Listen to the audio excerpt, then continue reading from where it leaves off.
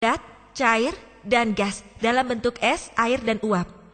Mirip dengan hal tersebut, satu Tuhan adalah Tuhan Trian, Bapa, Putra, dan Roh Kudus. Apakah pernyataan ini benar secara ilmiah? Sebelum saya memberikan jawaban,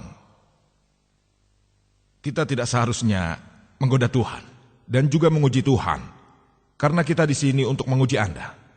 Tuhan berjanji bahwa orang yang percaya yang memiliki racun mematikan, ia tidak akan meninggal. Ia akan mampu berbicara dalam bahasa asing. Kita di sini tidak sedang menguji Tuhan, sebab kita tahu Tuhan itu benar. Ia akan melihat bahwa tiap orang yang beriman dapat bicara. Apakah Anda orang beriman atau tidak?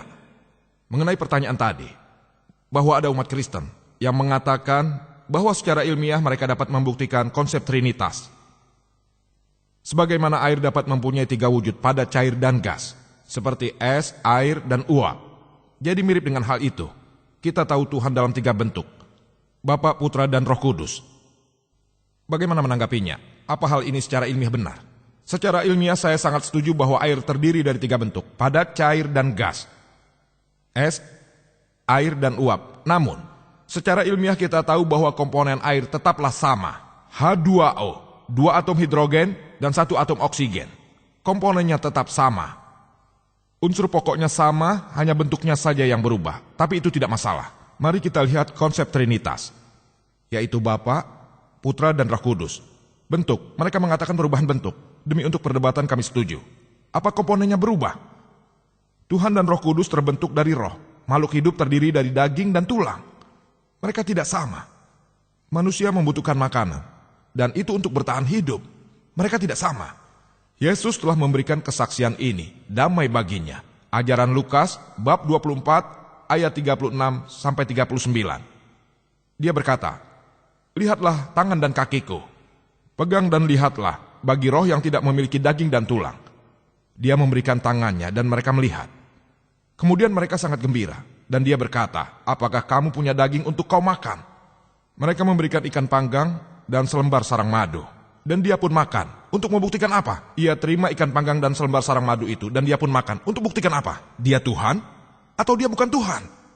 Dia makan karena terdiri dari daging dan tulang, sedangkan roh tidak punya daging dan tulang. Ini membuktikan bahwa hal tersebut secara ilmiah tidaklah mungkin. Bahwa Bapa, Putra, dan Roh Kudus, Bapa, Putra, dan Roh Kudus itu adalah Tuhan yang Maha Kuasa. Jadi, jelaslah sudah, konsep Trinitas tidak ada dalam Injil. Tapi konsep Trinitas itu ada dalam Al-Quran. Dikatakan dalam surat An-Nisa 4 ayat 171. "Wala taqulu salasa." Jangan katakan Tuhan itu 3. "Antahu khairul lakum." Berhentilah, itu lebih baik bagimu. Konsep Trinitas juga terdapat dalam surat Al-Maidah, bab 5 ayat 73. "Laqad kafarul ladzina qalu innallaha salisu salasa." Sesungguhnya kafirlah orang-orang yang mengatakan bahwasannya Allah salah satu dari yang 3. Yesus tidak pernah mengatakan bahwa dirinya adalah Tuhan. Konsep Trinitas tidak ada dalam Injil. Ayat yang paling dekat dengan konsep Trinitas adalah Yohanes 1 bab 5 ayat 7 yang menyatakan terdapat 3 yang memberi kesaksian, Bapa, Firman, dan Roh Kudus, dan ketiganya adalah 1. Tapi bila Anda membaca versi standar yang telah direvisi oleh 32 sarjana Kristen yang paling hebat, didukung oleh 50 golongan berbeda yang bekerja sama, mereka mengatakan bahwa dari Injil surat Yohanes 1 bab 5 ayat 7 adalah sebuah penambahan atau sisipan, gabungan dan buatan. Hal tersebut telah dikeluarkan dari Injil. Yesus tidak pernah mengklaim dirinya adalah Tuhan. Tidak ada satupun pernyataan yang tegas dan lengkap dalam Injil di mana Yesus berkata, "Akulah Tuhan," dan juga berkata, "Sembahlah aku." Juga ketika Anda membaca Injil, disebutkan dalam Yohanes bab 14 ayat 28, "Bapakku lebih besar dari aku." Injil Yohanes bab 10 ayat 29, "Bapakku lebih besar dari siapapun." Injil Matius bab 12 ayat 28, "Aku mengusir setan dengan kuasa roh Allah." Selanjutnya Injil Lukas 11 ayat 20, "Aku mengusir setan dengan kuasa Allah." Lalu selanjutnya Injil Yohanes 5 ayat 30, "Aku tidak dapat berbuat apa-apa dari diriku."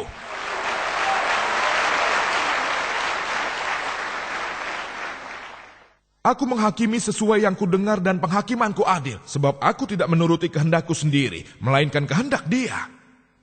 Seseorang yang menyatakan hal itu berarti dia seorang Muslim.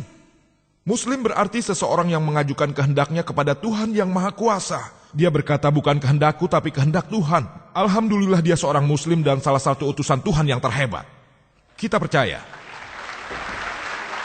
Dia terlahir dengan ajaib dan kita percaya dia membangkitkan kehidupan bagi orang mati. Dan seizin Tuhan, dia juga bisa menyembuhkan orang yang terlahir buta dan kusta dengan seizin Tuhan.